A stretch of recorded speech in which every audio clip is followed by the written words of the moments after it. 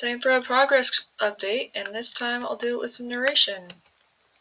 Hey there, ready for some lessons? Mina. Characteristics of intangibles. Intangible assets, the quiet spirits of the accounting world, unseen but very much present.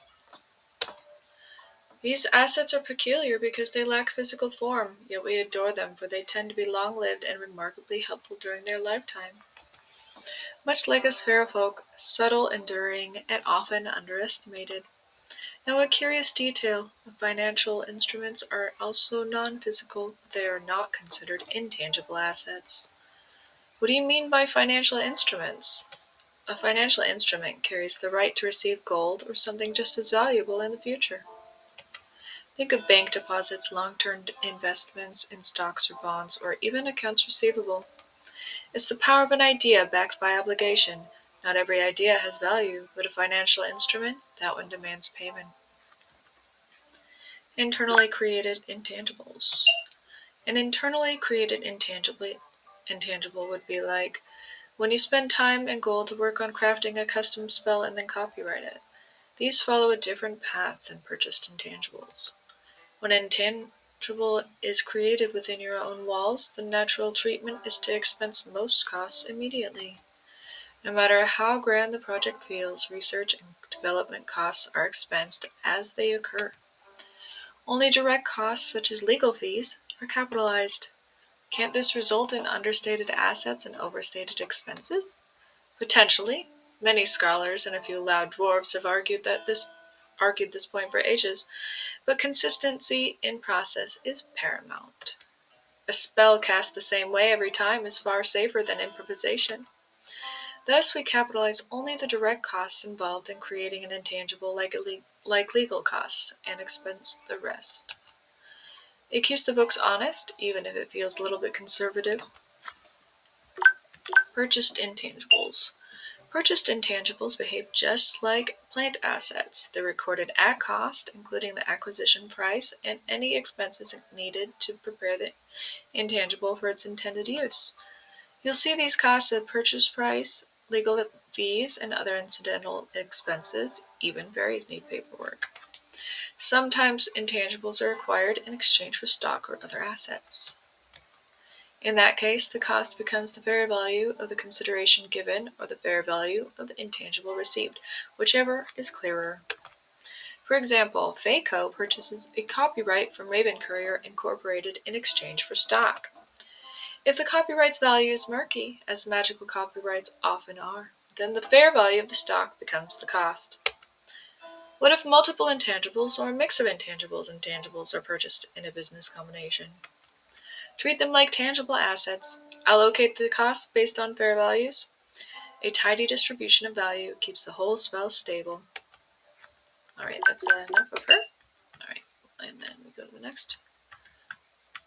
I made it like a little maze. It's over here. Alright.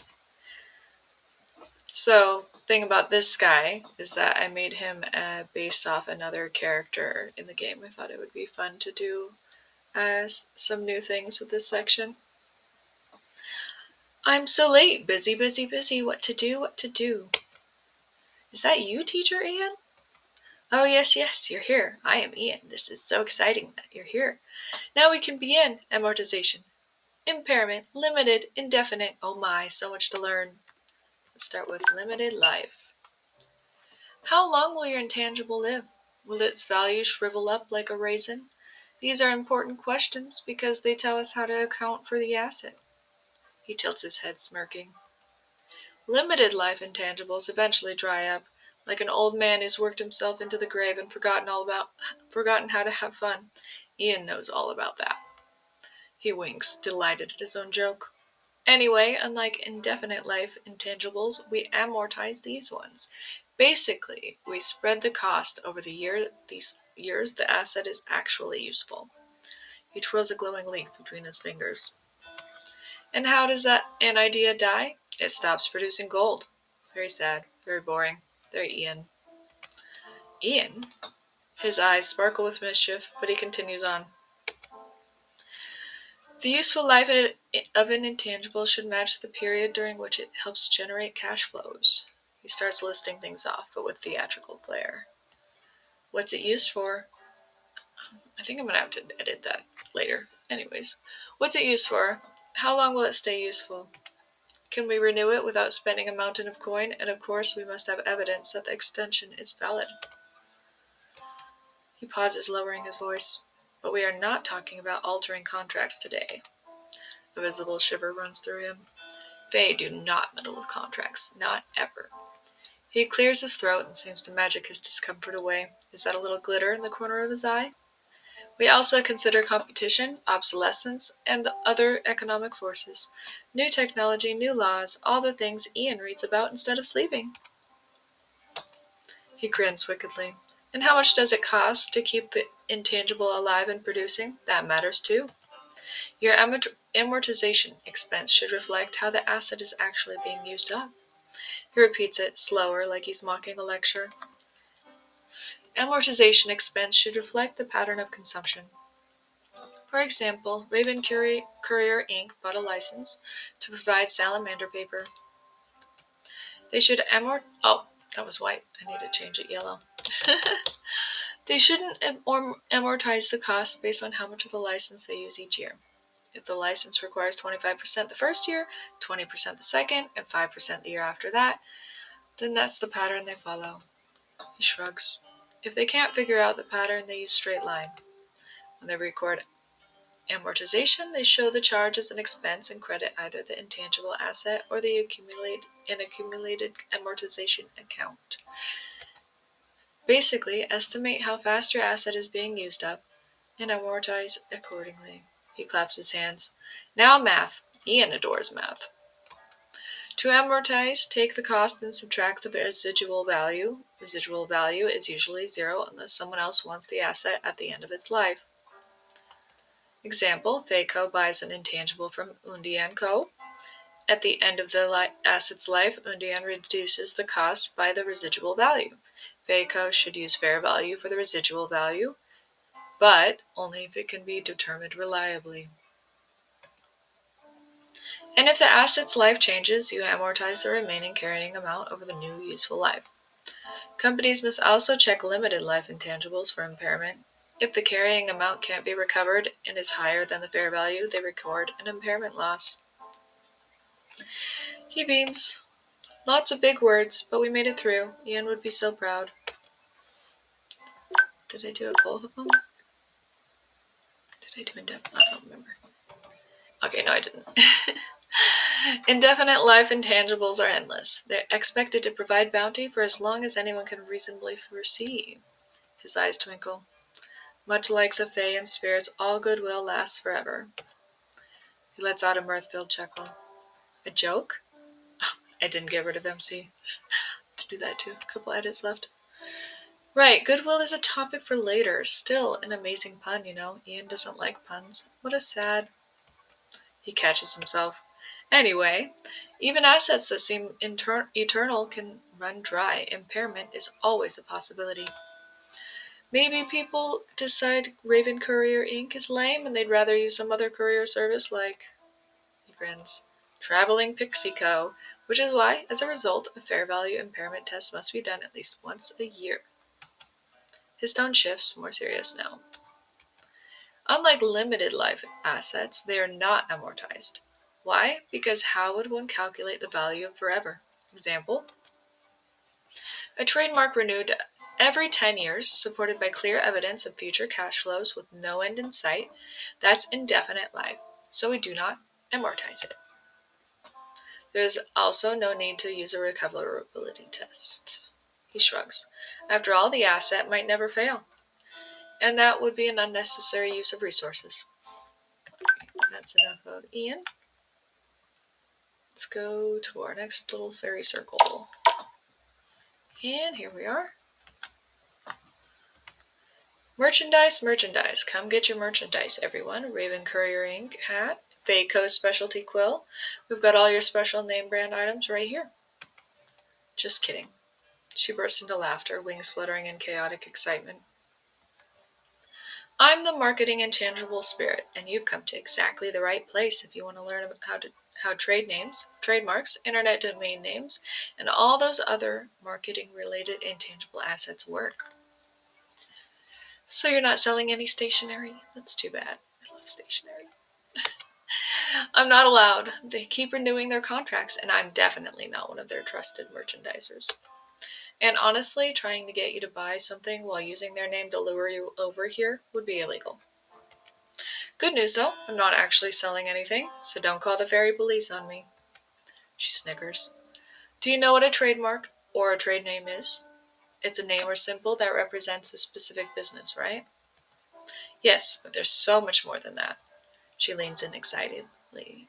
A trade name creates an image in your mind. It's like a tiny vision statement for marketing. Imagine the name Raven Courier Inc. You probably pictured a dark, majestic bird swooping through the air delivering mail. Or if you think of Burley Enchanters Co., you might imagine stocky dwarfs in heavy smocks, ready to enchant something with brute enthusiasm. That's the whole purpose of a trade name. It doesn't even have to be descriptive. The business builds the image over time through what it sells and how it sells it. Some names become incredibly famous, and that fame becomes part of the asset itself.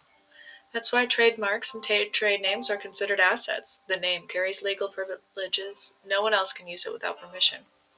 Under common law, the right to use a trademark rests with the creator as long as they continue using it.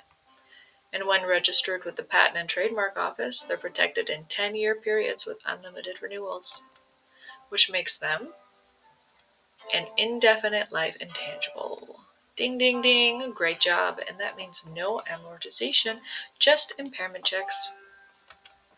They beam proudly. Now, how does capitalization fit into all this? She pauses.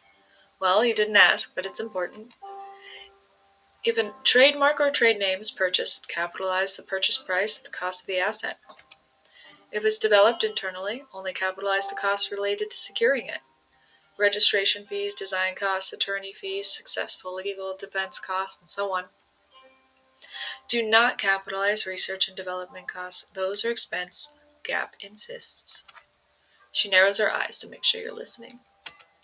Also, if the total cost is immaterial, you don't have to capitalize anything. Just expense it. Standard protocol. Marketing-related intangibles can be incredibly valuable. Merchants have spent hundreds of millions trying to create successful brand names. People are protective of them, and why shouldn't they be? She smiles gently. Just like you and I, a business has a sense of who it wants to be in the world. Taking someone else's name and calling it yours, that's slanderous and very, very illegal. All right, next done. Go over here. And let's talk to Mr. Wolf. Do you believe in fairies? Somewhere in the old tales, they say every time a child mutters, I don't believe in fairies, a tiny winged creature drops like a wilted leaf. But this is in Neverland, and you, mortal, are no child. He gives you a slow once-over, the way wolves assess strangers at the edge of their territory. You understand what a copyright is, don't you? His smile is warm, but there's a predator's curiosity behind it. It's a law that protects artistic and literary works. He tilts his head, wolf-like, pleased. Exactly. Anything born from imagination and filled into form. Plays, songs, paintings, stories, films. These are treasures. Accountants call them artistic-related intangible assets. These assets are powerful, but not eternal. A copyright lasts for the creator's life plus 70 mortal years. During that span, the owner of their heirs hold exclusive magic. They alone may sell, share, or reshape the work. He sighs dramatically, ears flattening in mock tragedy. Sad, really? Copyrights are not renewable. Mortals cling to their creations, but time always wins. Makes you wonder what the rules are for us fairies, He wiggles his eyebrows, then flashes a grin, full of mischief and just a hint of fang. He leans in, voice dropping to a conspiratorial growl. Some copyrights are worth entire kingdoms. Once, a famous mouse nearly slipped from its maker's grasp. Billions of gold coins tied to toys, tails, and enchanted parks hung in the balance. Mortals fought all the way to their Supreme Court to stretch the copyright span from 50 years to 70. He flicks his tail, amused. Some merchants own very little physical gold, yet command vast fortunes in creative works. Their wealth lives in stories, songs, and symbols. As for the accounting magic, mortals capitalize the cost of acquiring a copyright and the cost of defending it. Then they amortize those costs over the period of the asset is expected to be useful. Predicting how long creativity stays valuable is tricky. His ears perk. But one rule is ironclad: never capitalize the cost of creating the work itself. Research, drafting, experimenting, those are expensed immediately. Inspiration cannot be stored on a balance sheet. So you're really not going to tell me how copyright works? He steps closer, close enough that you can see the glint of enamel. His wings rustle like fur on a midnight breeze, and his tail curls with predatory amusement. My, what big teeth you have! His grin widens, slow and wicked. All the better to eloquate with, my dear. Don't you mean elocute? He shrugs, utterly unbothered. Copyright pending. He bursts out with a howling laugh, unable to contain his mirth. The aura of mystery and danger scatters like pixie dust on the wind. Shaking her head, you move on to the next lesson.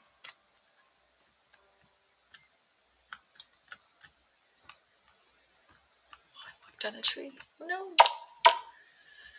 Alright. You start with this one. You must be here to learn about technology-related intangible assets, and what better way to learn than from yours truly. I actually played around with this one to try to make it a little more fun. So let's see how it turned out. Raven Couriers Inc. Repurposed Specialty Unit TR3A. Your name is Tree? Raven Courier Inc. may have paid to repurpose my designation, but you do not own the rights to it. Call me TR3A. They said it without a shred of enthusiasm. Moving on. Innovation, technological advances. These are the hallmarks of technology-related intangibles. The U.S. Patent and Trademark Office grants protection for trade secrets and patented technologies belonging to this group. The U.S.? TR3A stares at you stonily for a moment. Yes, the United States. Correction, my spirit core must have been confused. I meant the ultimate salamander. Moving on. Patents, 20 years of protection, exclusivity for producing, selling, or using the process or product without interference or infringement. There are two main kinds of patents: process patents, protecting the how of doing something; product patents, protecting the full physicality and design of a product. For example, the method of creating a spirit intelligence drive that can teach, or the use of a spirit intelligent drive that can teach, like the one installed inside TR3A. When a company like Faco buys a patent from an inventor, they must use the purchase price as its cost. Faco may capitalize other costs related to securing the patent, unrecovered legal fees, attorney fees, and add them to the patent account. What do we not capitalize? Research and development costs related to the development. Wonderful. Yes, expense them immediately. One should amortize the cost of patents over a legal or useful life, whichever is shorter.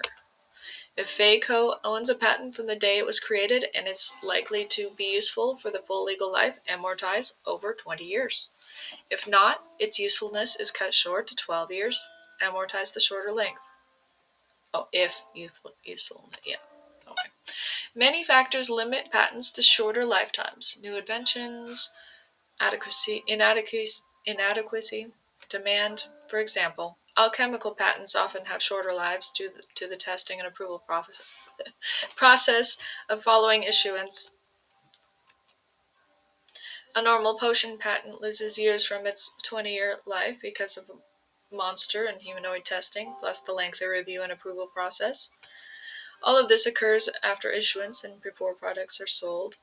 I actually did this based on how medicine works, medicine technology patents. Yeah. Defending a patent is similar to defending a copyright. As stated, merchants should add all unrecovered legal fees and other costs from successful defense to the patent account. Amortize these costs along with the acquisition costs over the patent's life. Determine the pattern the patent is used up, if possible. Then credit amortization directly to patents or accumulated amortization. Raven Courier Incorporated incurs 150,000 gold in legal costs on January 1st, 2030 to defend a patent successfully. The useful life after defense is 11 years, amortized on a straight line basis. Raven Courier should record the legal fees and amortization at the end of 2030. To record legal fees, January 1st, 2030, debit, pay, patents, 150,000 gold, credit, cash, 150,000 gold. To record amortization, December 31st, 2030, debit, amortization expense, 12,500 gold, which is 150,000 gold divided by 12. Credit patents or accumulated amortization, 12,500 gold. Although patent legal lives do not exceed 20 years, merchants often make additions or modifications leading to new patents. This may extend the old patent if the new one is essentially the same. In such cases, unamortized costs of the old patent may be applied to the new one. For example, if Rustic Coven Co. had a patent for a medium healing potion and created a new one that did essentially the same thing, but made your hair glittery and shiny for an hour afterwards. TR3A's eyes sparkle. They flutter upward and land lightly on your head. Boop! Lastly, if a patent is impaired, perhaps because people simply don't want it anymore, their voice falters, the hum of their core dipping for a moment. When something is no longer wanted, no longer useful, it must be written down immediately, or written off completely, as an expense. Oh no. Crap. Oh no. Well, that's the end, because apparently I didn't add a stop for if you want to watch it, so let's pause that. Alright, I just canceled out of that, so let's go back.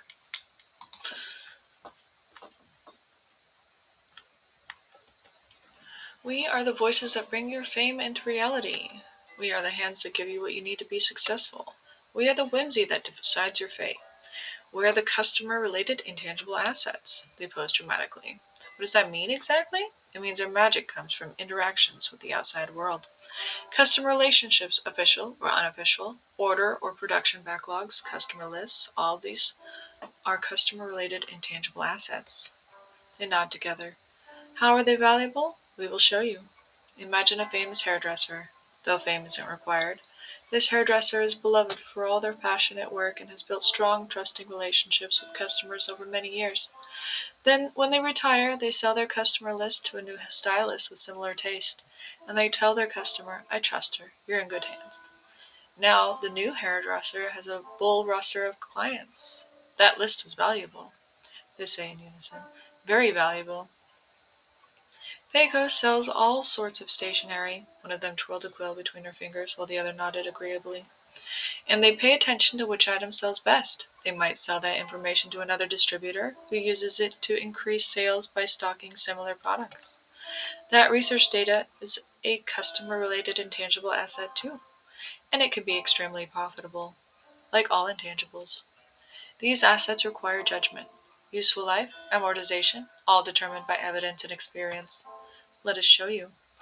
Mary buys Celine the Great's customer list for 800,000 gold on January 1st, 2024. It includes names, contact information, and other helpful details.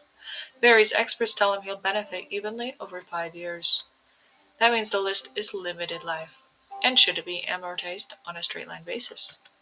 To record purchase January 1st, 2024, debit customer list $800,000, credit cash $800,000. To record amortization each year, debit amortization expense $800,000 divided by 5, $160,000. Credit customer list or accumulated amortization $160,000. But what if Barry's experts say you can sell the list for 50,000 gold at the end? They wiggle their eyebrows. In that case, subtract the residual value from the cost to find the amortization base. Cost $800,000 less residual value $50,000, amortization base $750,000.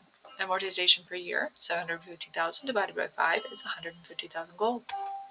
You might recognize this. It's just like salvage value in depreciation. Always assume zero residual value unless there is a reliable evidence that asset will still have value at the end of its useful life. They bow with a flourish.